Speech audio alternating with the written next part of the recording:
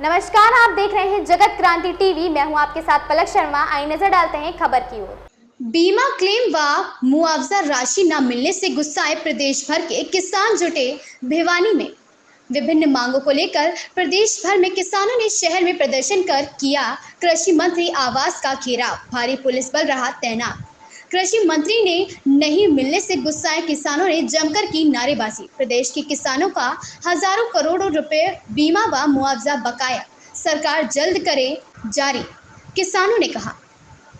अखिल भारतीय किसान सभा हरियाणा के आह्वान पर प्रदेश भर के किसान अपनी 14 सूत्रीय मांगों को लेकर बुधवार को भिवानी में उपायुक्त कार्यालय एकत्रित हुए तथा बकाया बीमा क्लेम, मुआवजा, बाढ़, सूखे के मुआवजे, नहरों में पानी व पर्याप्त बिजली व अन्य मांगों को लेकर शहर में प्रदर्शन करते हुए कृषि मंत्री के आवास पर पहुंचे तथा कृषि मंत्री के आवास का घेराव किया। इस दौरान समय देने के बाद भी कृषि मंत्री निवास पर नहीं मिले तो किसानों का गुस्सा और बढ़ गया तथा उन्होंने वहां जमकर नारेबाजी की।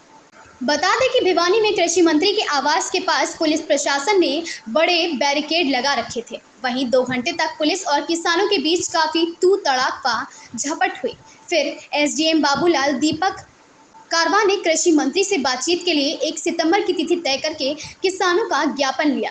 इस दौरान किसानों ने नहरों में पर्याप्त पानी देने, गांव में पानी पीने का उपलब्ध कराने, बिजली कटौती बंद करने व लंबित पड़े ट्यूबवेल कनेक्शन देने की मांग की। उन्होंने बताया कि मांग व मुद्दों को लेकर 24 अगस्त को दिल्ली में किसान मजदूरों की राष्ट्रीय कन्वेंशन होगी।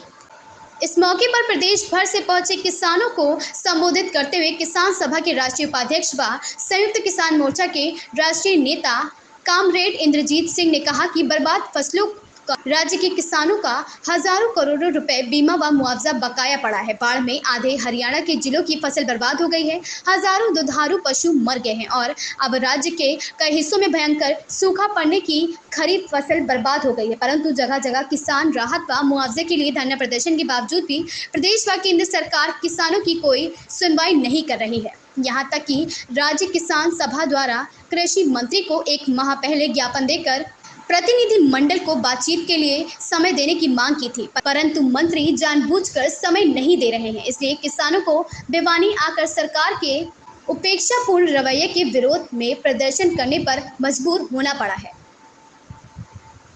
भिवानी से सोमवीर शर्मा की रिपोर्ट।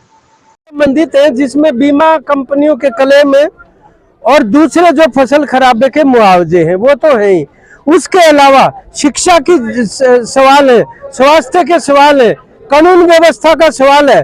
प्रदेश के अंदर जिस तरीके से सांप्रदायिकता फैलाने की कोशिश की जा रही है, हम तो धन्यवाद करते हैं हरियाणा की जनता का कि ये जो हिंदू मुसलमान करके जो आग लगवाने की कोशिश कर रहे थे, लोग उस बात को समझ गए और खुल के सड़कों के ऊपर आ गए कि हम अपनी एकता को नहीं टूटने देंगे। इन तमाम सवालों को हम सामने लेकर आएंगे। ये किसानी के सवाल है और कल से आह्वान भी कोई ट्रेड यूनियनों का और किसानों का संयुक्त रूप से होने वाला है। दिल्ली से कल तालकटोरा स्टेडियम में राष्ट्रीय स्तर का सम्मेलन होगा। उसके बाद भी हम इस आंदोलन को प्रदेश के अंदर तेज करेंगे। दिल्ली में किस प्रकार का फैसला लिया जाएगा, क्या लगता होगा? क्योंकि इसके अंदर ना सेंट्रल ट्रेड यूनियन और संयुक्त किसान मोर्चा इकट्ठे कोई आह्वान करेंगे वो करने का।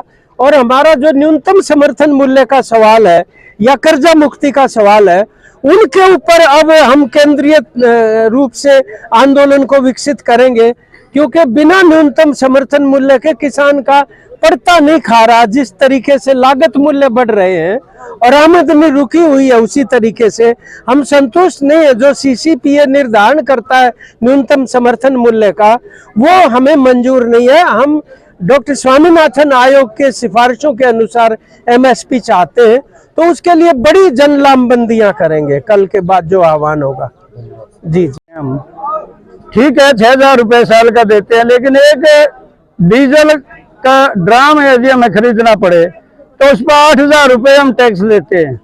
और हर रोज डीजल की जरूरत किसान ने ट्रैक्टर पे भी होती है, इंजन पे भी होती है।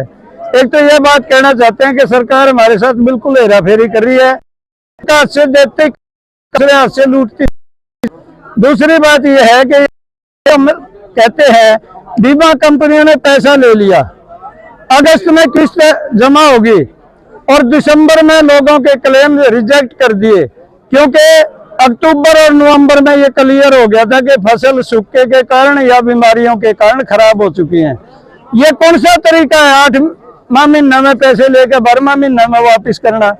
बीमा कंपनियां लोगों के साथ ठगी कर रही है, उसमें सरकार दलाली कर रही है, हमें पूरा संदेह है।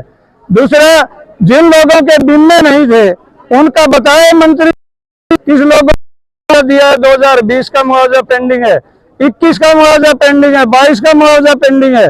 मुट्ठी भर लोगों के पैसे जारी करके यदि वो ताड़ी बजवाना चाहते हैं, यह संभव नहीं है।